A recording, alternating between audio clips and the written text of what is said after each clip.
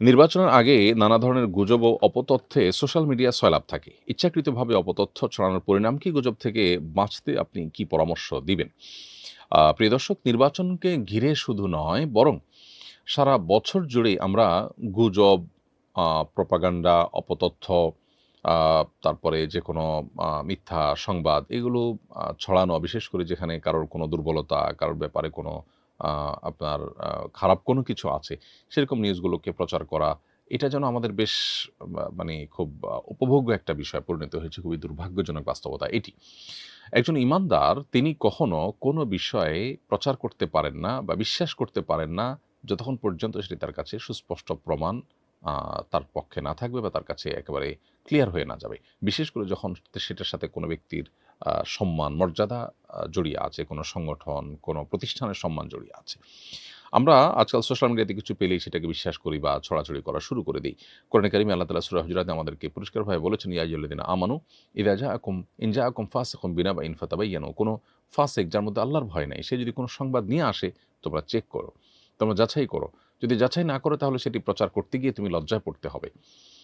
এমন হতে পারে তুমি আ প্রচার করার পর জানতে পারলে যে বিষয়টা সঠিক ছিল না, অপতথ্য ছিল, গুজব ছিল। এজন্য আ রাজনৈতিক স্বার্থ হাসিল করবার জন্য হোক বা অন্য কোনো কারণে প্রতিপক্ষের বা কোনো ব্যক্তির কোনো আ ব্যাপারে কোনো নেগেটিভ কিছু পেলেই সেটাকে আমরা প্রচার করা শুরু করব না, যতক্ষণ পর্যন্ত সেটির ব্যাপারে আমাদের নিশ্চিত ধারণা তৈরি না হবে। আল্লাহ কোরআনে কারিমে বলেছেন, ওয়ালা তাকফু মা লাইসা লাকা বিহি ইলম, যে বিষয়ে তোমার সুস্পষ্ট ধারণা নেই, সে বিষয়ে কোনো অবস্থান তুমি গ্রহণ করতে যাবে না। অর্থাৎ ধারণার উপর ভিত্তি করে আমি আ যা তা বলে বেড়াবো, এটা আমার জন্য জায়েজ নয়। এবং আরেকটি হাদিস রয়েছে এ সম্পর্কে, সেটি হলো যে কাফা বিল মারই কাযিবান আন ইউহাদ্দিসা বিকুল্লি মা সামিআ। যা শুনলাম সেটাই প্রচার করা শুরু করে দিলাম। একজন মানুষের মিথ্যাবাদী হওয়ার জন্য এটা যথেষ্ট। অতএব অ্যাজ এ মুসলমান এটি আমরা করতে পারি না। কিন্তু দুর্ভাগ্যজনকভাবে আমরা অনেকেই নামাজ কালাম পড়ি, কিন্তু এ ধরনের মিথ্যা বিষয়কে অনেক সময় মিথ্যা জেনেও আমরা প্রচার করি এবং সেটাকে আমরা এনজয় করি। এই যে সেটাকে আমরা উপভোগ্য বিষয় মনে করি, রসিয়ে, রসিয়ে আমরা প্রচার করি এবং চর্চা করি। এটা একজন ঈমানদারের চরিত্র নয়। আমরা যাবৎ না এ ধরনের বিষয় পরিহার করতে না পারব, ততক্ষণ পর্যন্ত আল্লাহর প্রিয়পাত্র হওয়ার বা ঈমানদার, খাঁটি ঈমানদার হওয়ার সুযোগ আমাদের নেই। বিধায় এ ধরনের বিষয়গুলোতে আমাদের সর্বোচ্চ সতর্ক থাকতে হবে। আ নির্বাচন অথবা ভোটের রাজনীতি অথবা রাজনৈতিক স্বার্থ হাসিলের জন্য প্রতিপক্ষ যদি ফাসিকও হয়, আ ইসলাম বিমুখ হয়, এমনকি যদি অমুসলিমও হয়, তাহলেও আ তার অথবা সেই প্রতিষ্ঠানের আ নামে গুজব ছড়ানো, ইচ্ছাকৃত গুজব তৈরি করা, এটা কোনো অবস্থাতে আমাদেরকে ইসলাম অ্যালাও করে না। অতএব এটাকে আমাদের পরিহার করতে হবে এবং দায়িত্বশীল মুসলমান হতে হবে। এরপরে প্রশ্ন হলো, আমার মায়ের বয়স ৫০, আমার বাবা মানসিক ভারসাম্যহীন। এখনো কি মার নফল রোজা রাখার জন্য বাবার অনুমতির প্রয়োজন আছে? তার কাছে অনুমতি চাইলে তিনি দেবেন না। আপনার বাবা আপনার কথা অনুযায়ী যদি মানসিক ভারসাম্যহীনই হয়ে থাকেন, তাহলে আপনার মা নফল রোজা রাখার জন্য আপনার বাবার অনুমতি নেওয়ার প্রয়োজন নেই।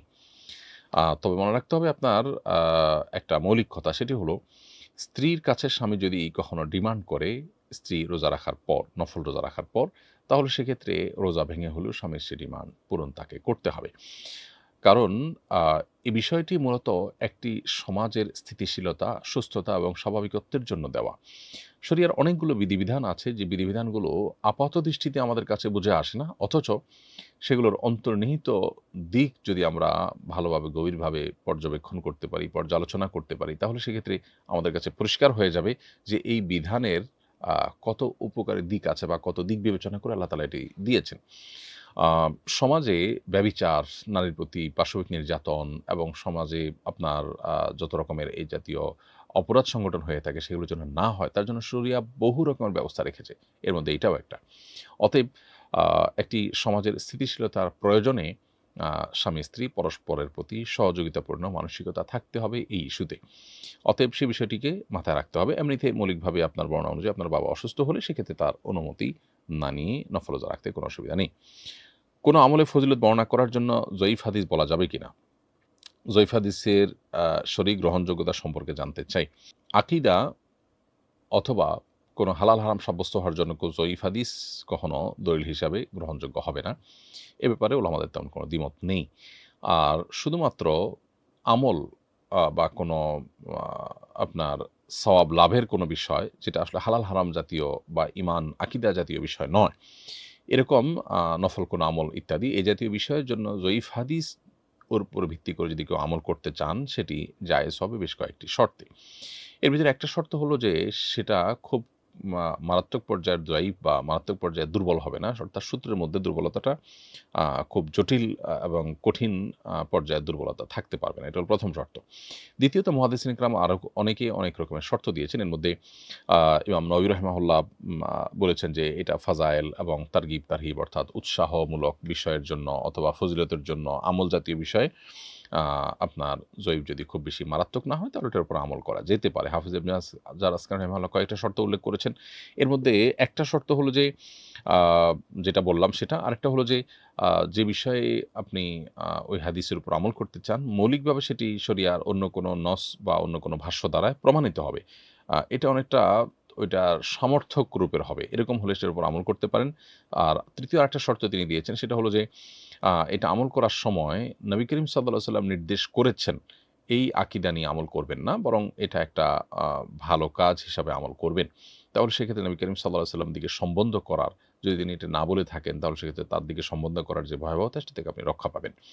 তাহলে জয়ীফ হাদিসের উপর আমল করা যেতে পারে যদি বিষয়টা আমল জাতীয়, ফজিলত জাতীয়, উৎসাহ ব্যঞ্জক অথবা সতর্কীকরণ টাইপের কোনো হাদিস হয়। হালাল হারাম বা আপনার ঈমান আকীদার মতো সিরিয়াস কোনো ইস্যু যেন না হয়। তাহলে সেক্ষেত্রে জয়ীফ যদি হাদিসের জয়ীফ বা দুর্বলতাটা যদি খুব চরম পর্যায়ের না হয় তাহলে সেক্ষেত্রে সেটার উপরে আমল করা যেতে পারে এই সমস্ত শর্তের ভিত্তিতে। কোনো মুসলমানের আ দোষ পেলে এক শ্রেণীর মানুষকে দেখা যায় তারা গঠনমূলক সমালোচনা না করে ইসলামিক সিম্বল নিয়ে ব্যঙ্গ করে। আপনার বিবেচনায় এদের মূল উদ্দেশ্য আসলে কি? ভুলের সমালোচনা করা নাকি ইসলাম ব্যঙ্গ করা? প্রায় সময় দেখা যায় দাড়ি টুপি পরা কোনো মানুষ আ কোনো তাদের কোনো ভুল প্রকাশ পেলে দেখা যায় দাড়ি নিয়ে বাজে কথা বলা হয়। অনেক সময় যে মানুষগুলোর অন্তরের মধ্যে ইসলামের প্রতি প্রচণ্ড বিদ্বেষ তারা লালন করে। আমাদের সমাজে এরকম মুনাফিক বহু আছে যে মুসলমান সমাজে বসবাস করছে কিন্তু তার অন্তরে আসলে ইসলামের প্রতি বিদ্বেষ আছে। তো এরকম মানুষগুলো তারা আসলে এই সমস্ত সুযোগগুলোতে তাদের যে খোলস, তাদের যে মুখোশ সেটা থেকে তারা বেরিয়ে আসে। ফলে তারা দাড়ি নিয়ে অনেক বাজে মন্তব্য করতে থাকে। অনেক সময় দেখা যায় যে হয়তো এই পর্যায়ের ইসলাম বিদ্বেষী না কিন্তু ইসলাম সম্পর্কে ধারণা না থাকার কারণে এই কাজগুলো করে থাকেন। কোনো ব্যক্তি বিশেষকে ব্যঙ্গ করার জন্য বা বিদ্রূপ উপহাস করার জন্য বা তার কোনো আপনার অন্যায় কাজকে ডিসকারেজ করার জন্য এরকম কেউ বললেন, আ সেটা হয়তো সাধারণ গুনাহের পর্যায়ে পড়বে। কিন্তু দাড়ির প্রতি বিদ্বেষ বা ধর্মের প্রতি বিদ্বেষ বা ধর্মচর্চাকে তাচ্ছিল্য করা, উপহাস করা এটার জায়গা থেকে কেউ যদি এরকম করেন তাহলে তিনি মুসলিম পরিচয় ধারণকারী হয়ে থাকলে এর মাধ্যমে তিনি ইসলাম থেকে খারিজ হয়ে যাওয়ার মতো ভয়াবহ পর্যায়ে কিন্তু যেতে পারেন। খুবই জঘন্য একটি বিষয়। অতএব এ ব্যাপারে আমাদের আল্লাহকে ভয় করা উচিত, সেই সাথে দায়িত্বশীল মানুষ হওয়া উচিত। এর জন্য মুসলিম হওয়া জরুরি না, একজন সচেতন, সতর্ক এবং কমন সেন্স ওয়ালা একজন মানুষ হওয়া যথেষ্ট যে কোনো ব্যক্তিকে সমালোচনা করতে গিয়ে তার ধর্ম, তার ধর্মচর্চাকে আমি সমালোচনা করতে পারি না। একজন মানুষ কোনো কারণে খারাপ কাজ করেছেন, তার আর বহু ভালো কাজ আছে। তার ভালো কাজগুলোকে নিয়ে আমি যদি আপনার উপহাস করা শুরু করে দেই, তাহলে সেটা দায়িত্বশীলতার পরিচয় হয় না। বিশেষ করে অন্তত সেটার সাথে যখন মানুষের আবেগের সম্পর্ক আছে, তার চাইতে বেশি সেটা যখন আমার ইমানের সম্পর্ক থাকে এবং আমার আইডেন্টিটি নিয়ে নিয়ে টানাপোড়েন সৃষ্টি হতে পারে যদি আমি এ জাতীয় উপহাস করি। এরকম জায়গায় আমাদের সতর্ক থাকাটা কাম্য। এরপরে প্রশ্ন হলো আমি একটি ফলের দোকান দেই, বেচাকেনা বেড়ে যাওয়ায় আরেকটা দোকান আমার প্রয়োজন। পাশের দোকানটা খালি হবে কিন্তু মালিক আরেকজনকে দিতে চাচ্ছে। এখন কি আমি অগ্রাধিকার দাবি করতে পারবো? আপনি যে বিষয়টি জানতে চেয়েছেন এটাকে বলা হয় হক্কে শোফাআহ অর্থাৎ প্রতিবেশী হিসাবে যে অধিকার সেটি। এটি আসলে কোনো অ্যাসেট কেনাবেচার ক্ষেত্রে প্রযোজ্য। ধরুন আপনি একটি দোকান আপনার আছে, তার পাশের দোকানটা বিক্রি হবে। তাহলে এটার যে বাজার মূল্য বা ন্যায্য মূল্য যেটা অন্য আরেকজন দিতে রাজি আছেন, সে মূল্যে আপনি আ নেওয়ার অধিকার বেশি থাকবে আপনার। অন্য একজনের কাছে বিক্রি না করে আপনার কাছে তিনি বিক্রি করতে হবে। এটাকে বলা হয় হক্কে শোফাআহ বা প্রতিবেশী হওয়ার বা আপনার কাছাকাছি থাকার যে হক সেটি। বাট এটি হলো কেনাবেচার ক্ষেত্রে প্রযোজ্য। ইজারার ক্ষেত্রে, ভাড়ার ক্ষেত্রে প্রযোজ্য নয়। অতএব পাশের দোকানদার তার দোকানটা কার কাছে ভাড়া দিবেন, এটা একান্ত তার ব্যাপার। অতএব যদি ভাড়ার ব্যাপার হয় তাহলে সেক্ষেত্রে এখানে আপনার অগ্রাধিকার থাকবে না। আর যদি ভাড়া না নিয়ে আপনি কিনতে চান তাহলে সেক্ষেত্রে আপনি অগ্রাধিকার পাবেন শরিয়ার দৃষ্টিকোণ থেকে। এরপরে প্রশ্ন হলো ৪০ দিন তাকবীরউলার সাথে সালাত আদায় করলে নাকি মুনাফিকি থেকে চিরতরে মুক্ত হওয়া যায়। কথাটা কি বিশুদ্ধ? আ ৪০ দিনে জামাতের সাথে ৪০ দিন যদি কেউ তাকবীরউলার সাথে জামাতের সাথে সালাত আদায় করেন তাহলে মুনাফিকি থেকে মুক্ত থাকার ব্যাপারে একটি হাদিস পাওয়া যায় তিরমিজিতে। যেটি আনাস ইবনে মালিক রাদিয়াল্লাহু তাআলা বর্ণনা করেছেন যে নবী করিম সাল্লাল্লাহু আলাইহি ওয়াসাল্লাম ইরশাদ করেছেন, "মান সাল্লা আরবাঈনা ইয়াওমান মাআল জামাআহ" যে ব্যক্তি মান সাল্লা লিল্লাহ যে ব্যক্তি আল্লাহর জন্য ৪০ দিন জামাতের সাথে নামাজ পড়বে, ইউদরিকুত তাকবীরাতাল উলা প্রত্যেক নামাজে তিনি তাকবীর উলা একেবারে ইমাম সাহেব যখন আল্লাহু আকবার বলেন শুরুতে তখন থেকে তিনি শামিল থাকেন। তাহলে কুতিবাত লাহু বারাআতান তার জন্য ২ টি পরওয়ানা লেখা হয় আল্লাহর তরফ থেকে বারাআতুম মিনান নার, বারাআতুম মিনান নিফাক। একটা হলো জাহান্নাম থেকে মুক্তির পরওয়ানা, একটা হলো মুনাফিকি থেকে মুক্তির পরওয়ানা। হাদিসের এই বর্ণনাটিকে অনেক মুহাদ্দিসরা দঈফ বলেছেন, অনেকে এটাকে গ্রহণযোগ্য বা হাসান বলেছেন। যেহেতু আমল জাতীয় বিষয় এবং এ সম্পর্কে আরও যেসব বর্ণনা আছে সবগুলো মিলিয়ে এটাকে আমলযোগ্য বলা যায়। এবং ৪০ দিন তাকবীরের সাথে নামাজ পড়ার যে চেষ্টা, সে চেষ্টা প্রশংসনীয় চেষ্টা বলা যায়। এরপরে প্রশ্ন হলো রাতে কি কবর জিয়ারত করা যাবে? উত্তর হলো হ্যাঁ, রাতে কবর জিয়ারত করা যাবে। কবর জিয়ারত আসলে দিন এবং রাত যেকোনো সময় করা যায়। বিশেষ করে সুনানে নাসাইতে একটি হাদিস বর্ণিত আছে আম্মা জান আয়েশা রাদিয়াল্লাহু আনহা থেকে যে নবী করিম সাল্লাল্লাহু আলাইহি ওয়াসাল্লাম তাঁর বাসায় যদি থাকতেন, ভোর রাতে উঠে তিনি বাকি কবরস্থান যেটি মসজিদে নববীর পাশে অবস্থান করছে যেটাকে আমরা জান্নাতুল বাকি বলি, সেই কবরস্থানে তিনি যেতেন এবং যেয়ে সালাম পেশ করতেন, মুর্দাদের জন্য দোয়া নিবেদন করতেন। তাহলে কবর জিয়ারত করার এই আমলটি নবী সাল্লাল্লাহু আলাইহি ওয়াসাল্লাম রাতের বেলায় করতেন। এটি প্রমাণিত। অতএব রাতে দিনে যেকোনো সময় কবর জিয়ারত করা যেতে পারে। আমি প্রায়ই ভুলে নামাজে সূরা ফাতিহার আগে তাশাহুদ পড়ে ফেলি। এজন্য কি সাহু সেজদা লাগবে?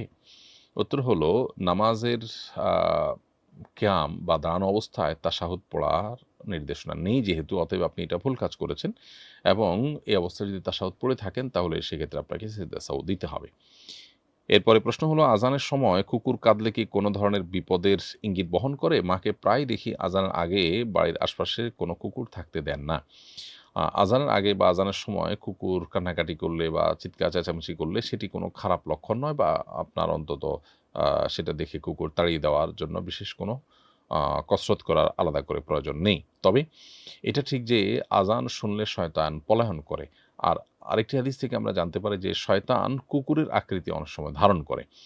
এখন কোনো শয়তান কুকুরের আকৃতি ধারণ করে আছে এমনটিও হতে পারে। আবার কুকুরের উপর শয়তান ভর করতে পারে। সব মিলিয়ে আজান শোনার পর বিচলিত হওয়া, বিশেষ করে আপনার সহ্য করতে না পারা এটা শয়তানের আ ব্যাপারে শরীয়তে বলা হয়েছে বা হাদিসে বর্ণিত হয়েছে। এজন্য আপনার এই টাইপের ইস্যু যদি আসে তাহলে সেক্ষেত্রে আ শয়তানের কাছ থেকে আল্লাহর কাছে পানা চাইবেন। শয়তান যেন আমাদেরকে ক্ষতিগ্রস্ত করতে না পারে। আর কুকুরের কান্নাকাটির আরেকটা আপনার সায়েন্টিফিক ইস্যু আছে সেটা হলো যে আ কুকুর সাধারণত আ খুব অল্প শব্দ অনেক জোরে শুনতে পায়। যখন মাইকে আজান হয় বা মাইকে কোনো শব্দ হয় তখন আসলে কুকুর সেটা আমরা যতটা শুনতে পারি তার চেয়ে অনেক বিকট আওয়াজে শুনতে পায়। তখন তার মধ্যে ছটপটে ভাব আ দেখা দেওয়ার কারণ থাকতে পারে, সেটাও হতে পারে। তো সব মিলিয়ে খোলাসা কথা হলো যে আজানের আগে কুকুর কান্নাকাটি করলে এটা কোনো বিপদের ইঙ্গিত বহন করে না। অতএব এটাকে বিপদের ইঙ্গিত বহন করা বিশ্বাস আ রাখা সঠিক নয়। এরপরের প্রশ্ন হলো, এক ব্যক্তি ২৪ দিন যাবৎ লাইফ সাপোর্টে আছেন। ডাক্তার বলেছেন তার আর কোনো জ্ঞান ফেরার সম্ভাবনা নেই। হয়তো যতদিন জীবিত থাকবেন এভাবেই লাইফ সাপোর্টে রাখতে হবে। এদিকে খরচ বহনও বেশ কঠিন হয়ে পড়েছে। এখন কি লাইফ সাপোর্ট খুলে ফেলা যাবে? ডাক্তার বলেছেন খোলা ১০-১৫ মিনিটের মধ্যেই হয়তো তিনি মারা যাবেন। সমাধান কামনা করছি। দোয়া করি আল্লাহ তাআলা আপনাদের ইস্যুকে সহজ করে দিন ভাই।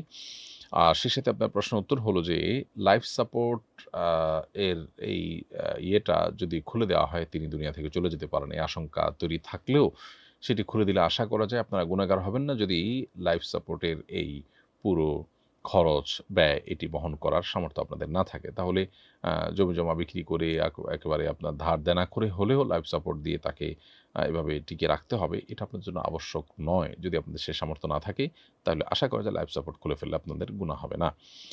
এরপরে প্রশ্ন হলো আমি পেয়ারার ব্যবসা করি। পেয়ারা মাখা সুস্বাদু করতে স্যাকারিন মিশ্রিত সরিষা বাটা দিতে হয়। স্যাকারিন মিশ্রিত সরিষা বাটা দিয়ে পেয়ারা বিক্রি করা জায়েজ হচ্ছে কিনা? স্যাকারিন মানুষের জন্য অন্যান্য যে সমস্ত কেমিক্যাল আছে যেগুলো অনেক বেশি ক্ষতিকর সেরকম স্লো পয়জন টাইপের কোনো কিছু যেহেতু না অতএব এটা হারাম হবে বলা যাবে না। তবে অস্বাস্থ্যকর যে কোনো বিষয় থেকে আমাদের আসলে বেঁচে থাকার চেষ্টা করা উচিত। সেই জায়গা থেকে আপনার বিকল্প কোনো ভালো চিন্তা করা যেতে পারে। আর মৌলিকভাবে যদি আপনি এটা করেনও তাহলে সেক্ষেত্রে এটার কারণে আপনি হারামে লিপ্ত হয়েছেন এমনটি বলে মনে করবার কোনো বিশেষ কারণ নেই। নামাজে কেরাতের তারতিব কি শুধু শেষ ১০ টি সূরার সাথেই সীমাবদ্ধ? নাকি সমগ্র কোরআনের জন্যই প্রযোজ্য? উত্তর হলো, নামাজে আমরা যখন কেরাত পড়ব, ১ম রাকাতে যেই সূরা কেরাত পড়ব, পরের রাকাতে তার পরের সূরাগুলো পড়ব, আগের না। এই যে ধারাবাহিকতা, এটি রক্ষা করা আবশ্যক পুরো কোরআনের ক্ষেত্রেই। এটা শুধু শেষ ১০ টা সূরার জন্য প্রযোজ্য নয়। আপন মামার শালীকে কি বিয়ে করা যাবে? আপন মামার শালীকে বিয়ে করা এটা মৌলিকভাবে জায়েজ আছে। কারণ আপন মামার শালী তিনি মাহরাম নন। অর্থাৎ আ মামির বোনকে বিয়ে করা মৌলিকভাবে আ জায়েজ আছে ভাগনার জন্য। এটি নাজায়েজ নয়। কারণ আ তিনি তার রক্ত সম্পর্কীয় এমন কেউ নন যিনি মাহরাম। আমার সৎ মায়ের প্ররোচনায় আমার বাবা আমার হাসব্যান্ডকে অযথা মারার জন্য উদ্যত হয়। তাই স্বামী আমাকে আমার বাবার সাথে যোগাযোগ না করার নির্দেশ দিয়েছেন। এদিকে বাবাও আমার সাথে কথা বলতে চান না। এক্ষেত্রে আমার করণীয় কি?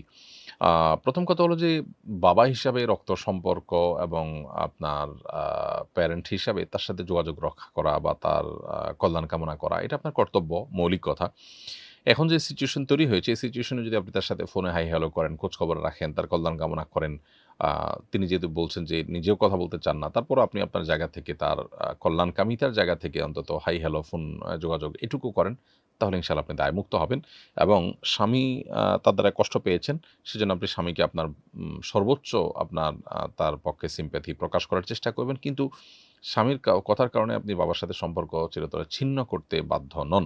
আবার একই সাথে স্বামী যাতে রুষ্ট না হন, আপনার দাম্পত্য সম্পর্কে যেন প্রভাব না পড়ে, সেজন্য তার অগোচরেও চাইলে আপনি যতটুকু না হলেও ততটুকু যোগাযোগ তার সাথে রাখতে পারেন, বরং রাখা কর্তব্য আপনার যদি সে সুযোগ থাকে।